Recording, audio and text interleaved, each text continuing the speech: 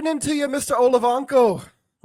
How's it going, Mr. Mac Bastravansky or Mick Bastravansky? It's going well. I'm not even going to attempt an Irish accent. I'm not. It's horrible. I'm embarrassing myself. I did, but that was just one line. It's very limited. Very limited. Alex McBastravansky and Phil Olivanko here wishing a happy, I almost said Valentine's Day. Happy St. Patty's to all our viewers out there in CBS Sports Galazzo. So happy to have you on board here. My granny is from Dublin, by the way, on my mom's side. Clearly not on my father's side with the last name like Bastravansky. So this is a celebration for my family today. I do have my green on. You've got your green on. I'm so jealous of those green glasses, by the way, my friend. Well, picked them up at the casino this weekend going out. I shocked to nobody, not Irish. Shocking, I know. None of that. This is probably the first time I've celebrated St. Patty's Day, if I'm completely honest with you. But we have to do it. We have to do it for CBS. Yeah. We have to do it for our YouTube audience. So I dusted off the green. That's good. Trying to get into the spirit. Guinness, however. I had a Guinness yesterday in honor of my Irish brethren. So I did my part happily in that regard. We got a ton to talk about, buddy. But before we get there, how excited are you about Nations League coming up this week? Because I know I am. I'm super pumped. We are, what is it, like under 500 days to the World Cup. We have a limited amount of windows with our international team. If you are a certain age, like I am, like you are, the national team was your favorite team for a long, long time because that was the only soccer I was exposed to, at least in the States, right? So the U.S. national team has always been my favorite soccer team, and we've got a coach, we've got a squad. So anytime the team comes together, I'm looking forward to it. Well, we've got your coach now, thankfully, and Jesse Marsh for Canada. I'm pumped. This is, I on paper, this is the best Canadian national team we've ever had right now, up and down the lineup. And we just added dual nationals, Promise David, who's one of the top goal scorers in the Belgian league this year, and Daniel Jevison, who's only 21 years old, who plays for Bournemouth. It's a really good team. We're going to have a great game against Mexico on Thursday. Super pumped for this. Hopefully we're facing you guys on Sunday. And then we've got to get better at planning. This would have been a nice thing to attend, It would have been, but the text will be flying back and forth. No 100%. Question about some trash talking if we 100%. Make it through. But anyway, we digress. Let's get to what happened in the league the past weekend. Phil, St. Louis. Yes. I mean, we're high on St. Louis, baby. The ambush since the Taiyu trade are 4-1. They've racked up 41 goals in 5 games. They took down Baltimore in Baltimore on Sunday. 7-6, huge accomplishment for many reasons. First, take us through it, Phil, and what you saw in this contest. So first off, right, it was a very cagey game to start with, right? Baltimore playing the night before, St. Louis coming in that day. Lost 8-1 previously at the TU Arena. And I thought the second half, they came out up the tempo on the Blast, took ahead of the lead. They had guys blocking shots, scoring goals. The depth that they have now is incredible. I'm really starting to appreciate the Rafael Araujo train. That is, he is an instigator who scores goals. That's my kind of guy. So I love watching him. Duduka had a first star of the game, but it must be said, 6th attacker for Baltimore, pushing to tie the game. Paulo Nascimento makes an unreal save to steal it for the ambush. Not a star. Don't know why, but he needs to be recognized for that save. And St. Louis, you know what?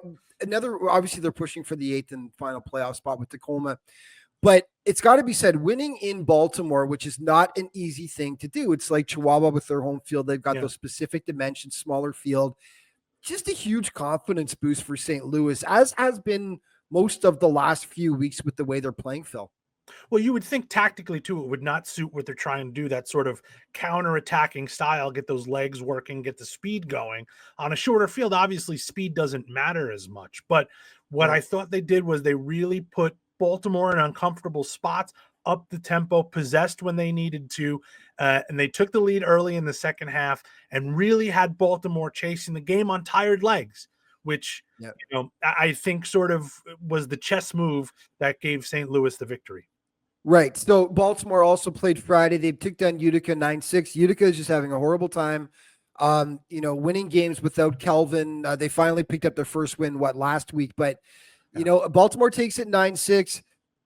But let's talk about Baltimore for a second, Phil. Yes. How concerned right now should Baltimore? They're in the playoffs, but the way they've been playing lately, they've lost 6 of their last 8 games, and those losses, it's not like we're talking about Kansas City or San Diego or Chihuahua, Harrisburg, Tacoma, Empire, St. Louis. Like, look, I'm not denigrating those teams. I'm just saying it's not like the upper echelon teams are losing to. I mean, losing to Harrisburg and getting smoked in the process last week. How concerned are you for Baltimore right now? So my panic meter wasn't there last week because they always lose a game in Harrisburg.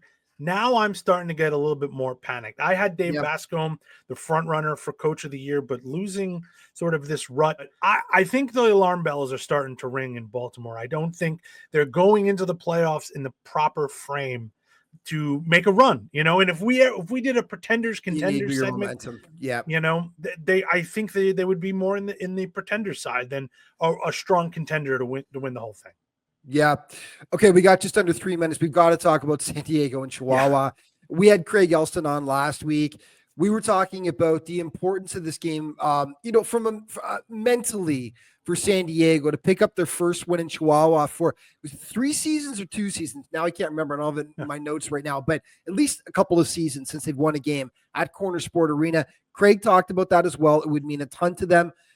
12-2 Chihuahua taking down San Diego. Now it must be said, no Charlie Gonzalez, no Craig Childs, no Cesar Cerda, no Gutierrez, no Pardo in this game for San Diego. They were not at their tippy top, but still a massive, massive score for Chihuahua, Phil. So not a lot really to wrap up for Chihuahua at this point, right? Corner Sport is going to corner sport, and I think those games have to be graded on a curve. It must be said, right? They control their own destiny. They win their remaining 2 games in Harrisburg. They've got the shield. They're the number 1 seed for the whole thing. Not a lot left for the Savage, so it's all about positioning, which, we kind of talked about last year with the Flash, right? Do you bring everybody to Harrisburg, or do you rest some guys? I think Jorge Rios has the MVP wrapped up. He leads in points, leads in goals, leads in power play goals. Puentes is tied for pass master at 19. But do you want to rest these guys, right? You've got a front wave problem. You have to win on the big field, right? So do you rest the guys in Harrisburg? Because it really doesn't. It's not going to affect their play that much, to be fair. We also know the depth that Chihuahua has. Yeah. I mean, for even if you don't, but you're playing with fire there, Phil. Remember, we know that Chihuahua, as good as they are, they're a different team away from Corner Sport Arena. Yeah. As it stands right now, if they make it to the final, it would be them holding home floor advantage, right? It would be 1 game for whoever the finalists might be, and then 2 games back in Chihuahua. They control their own destiny. Do they really want to mess with that at this point right now? Like I'd love to know what our viewers think about that as well. If you're Chihuahua, I mean, you don't want to take a chance of possibly giving up first place to San Diego, right? No, you don't. You want those 2 games at Corner Sport because that's your superpower. But we always talk about injuries, right? Chihuahua, no exception, and we got to give them credit too. They always travel their first team, right? They don't usually leave guys home, so give them credit for that for sure. I just think that those front wave games are going to be challenging for them. So I would, if there are players that are hurt, I might want to rest a couple of guys. I don't know. I'll ask you, right? We got that 8 seed. I think St. Louis might have wrapped it up. They got a game in hand on Tacoma, but Tacoma could be the 8 seed as well. Would you rather play Tacoma or St. Louis if you were Chihuahua? So it's so tough. I mean, it really is. I mean, the thing is, Tacoma's playing really well right now too. They're doing what they have to do. Tell you what, let's take the break, and when we come back, we'll also look at the remaining games for both St. Louis and Tacoma and get our predictions as to who we think is going to qualify for the 8th spot for MASL Monday. Coming back in just a second. Welcome back, everyone, to MASL Monday. Alex McBastian-Bansky and Phil Olavanko in celebration of St. Patty's Day. Saying hello to all our viewers. Oh, lasses and laddies. That's my limited Irish accent. I don't know, man. I try to remember what my grandmother used to say, and it's too far back now. And it's like too much stuff going in, and then everything goes out, and I no longer have that memory. I should probably apologize to the Irish. Did you know my daughter is named after former Irish international goalkeeper Shay Given? I did not know that. That is a true story. Her middle name is Shay because of Shay Given. Is her full? Is Shay her full name? It's her middle name. It's first name is a Scottish name. First name is a Scottish name.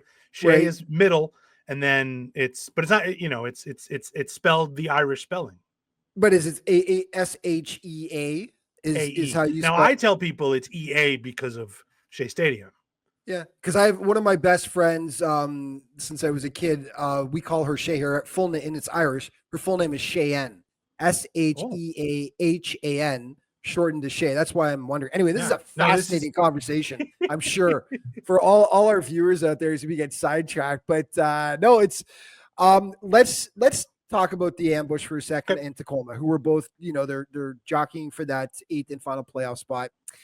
And we've got Tacoma with 3 games left and St. Louis with 4. So St. Louis has a game in hand. They're currently 2 points behind.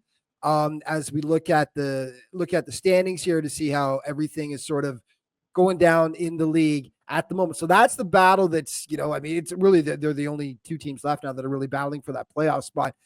Bill, let's look at the Tacoma schedule first. And all I have to say is, wow. I mean, this is what we talked about when we said Tacoma might have a difficult time making the playoffs. They dug themselves that hole early in the season, right? Yep. And then we knew that they were going to have a tough schedule. Now, they've done really, really well lately, but their last 3 games are going to be KC twice and San Diego. I mean, why don't you just throw Chihuahua in there for crying out loud? Yeah. This is why the Baltimore win for the ambush is equally as important, because Tacoma was really hoping for the Blast to sort of take that one, right? And St. Louis did the job. So that's 3 points in their bank with the game in hand. And Tacoma staring at this very difficult schedule. So we're going to know a lot more come next week. But yeah, that's a row for sure. That's a gauntlet for the Stars. Yeah. And then let's look at St. Louis. And if I'm out of these 2 teams, I would number one, obviously they've got an opportunity to pick up more points, but also looking at this schedule, you got Texas, who, listen, as we're going to talk about in a second, Texas has been playing much better lately. But it's still, they're in, bottom half of the standings. You've got Dallas, who's sliding right now, and you've got Milwaukee, and who knows what the heck to make of Milwaukee at this point, which we're about to talk to as well. So, look, if I'm looking at those 2 schedules, clearly I would want to be in St. Louis's shoes at this moment as opposed to Tacoma's. I mean, what are your thoughts? I totally agree. I think they control their own destiny. Those 2 games against the Texas teams are eminently winnable. They're one of the hottest teams in the league right now, them and Empire for sure. And Milwaukee isn't, sort of the imposing character that they have been in the past. So, St. Louis has every chance to sneak into the playoffs here, and well-deserved for them as well. They're a feel-good story of the year. There's no question about it. And continuing on that thread about Milwaukee, they lost to Kansas City at Cable Dahmer 9-6 on the weekend. KC needed it. They were on a 3-game slide, including, and last time they played the Wave, they lost, 13-3 back on the 2nd of March. So good for KC to get back on track, but I don't know. Milwaukee, what's your take on the Wave right now? They're in 7th place, 3-7 in their last 10.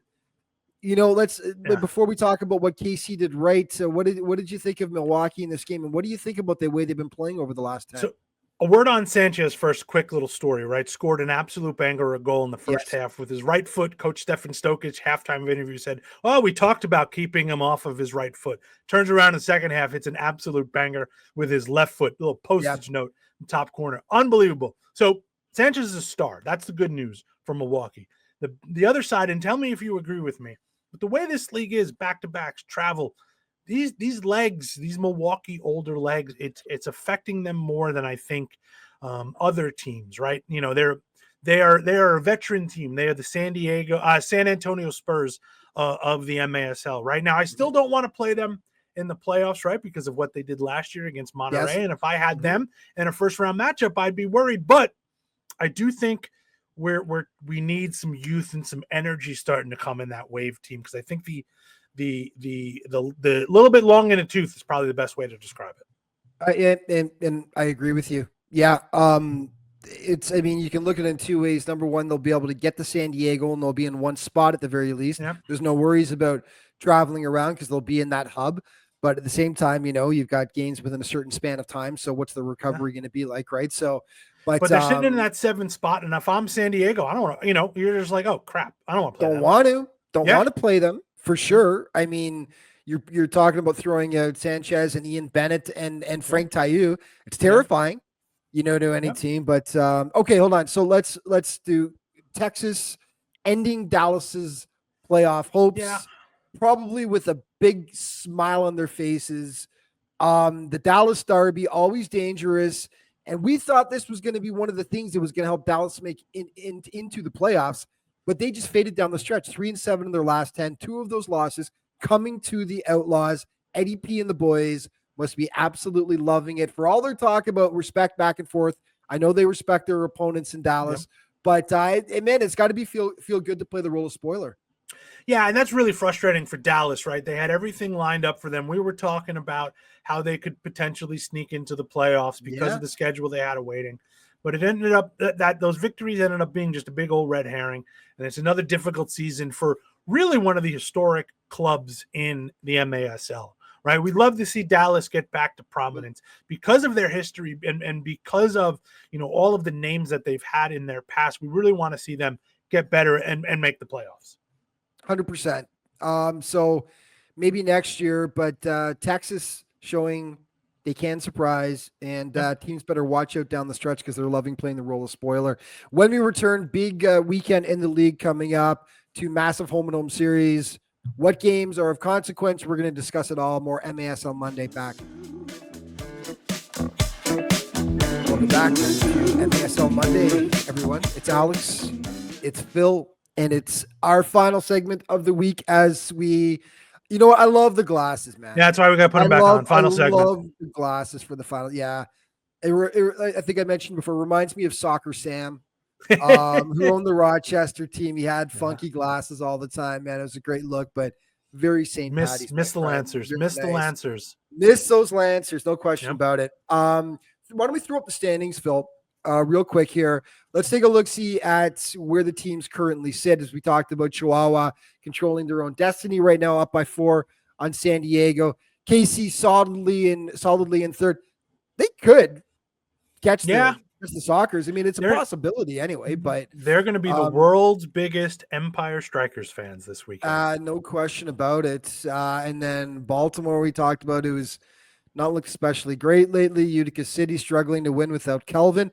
Empire, out of all those teams right now, is the one that's impressed me the most in that 4, 5, 6, 7 for sure. It's been Empire who's had some really good performances. Yeah, and you want to talk about games to watch this weekend. They have a home and home against San Diego.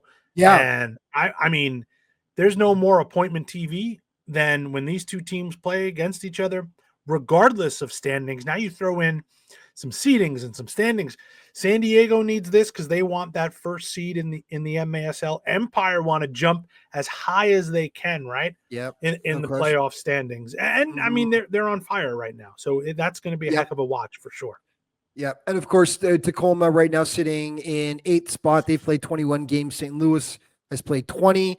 And the Ambush are 2 points behind. And we talked about the difficulty of the schedule before as well, Phil. So, and here's where it starts for Tacoma on Friday, the home and home with KC. So Kansas City and Tacoma on Friday, and on Sunday they will be back at Cable Dahmer in Kansas City. So Tacoma, I mean, it's everything's a must win at this point, right? They've got to, because who knows what St. Louis is going to do. Tacoma needs those wins.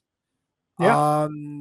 So playoff start for Tacoma this weekend, right? With a home and home against Kansas City. This is playoff time. If you're a Stars fan, the playoffs start this weekend. Show up at the ShoWare Center on Friday night and cheer on your team. We know how hard travel is in this league. -2 for the Comets to start off with, and -2 for the Stars back in Kansas City. But this is it. This is playoffs now. I would argue it's been playoff soccer for Tacoma for the last month. I mean, they dug themselves such a hole there after, that the first, good couple of games.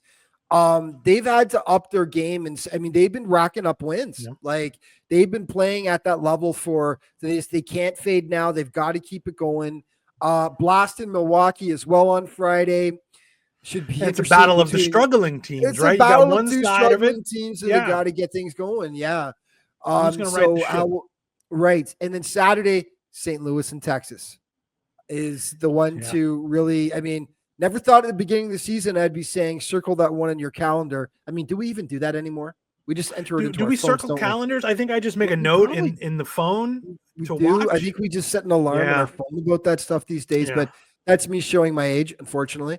But St. Louis and Texas, listen, Eddie P will have his, as I said, they're Yeah. looking to play spoiler. They don't care who it is, right? Eddie P will have his boys up for that game. I didn't think at the beginning of the season, as me saying, I've been looking forward to a St. Louis Texas game that much, but man, I am. It's going to be interesting to see can St. Louis keep that level up at the way they've been playing lately? Their offense, Phil, and I wrote it down in the notes at the beginning of the show. I can't remember what it was. They've racked up 41 goals in 5 games.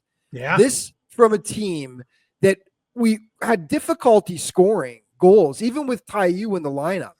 Yeah. And man, they're just letting the lamp right now. It's been absolutely crazy. But tactically, that's going to be a great game. Who's going to have dominant possession? Who's going to control the ball? Who's going to let the other team get out and run?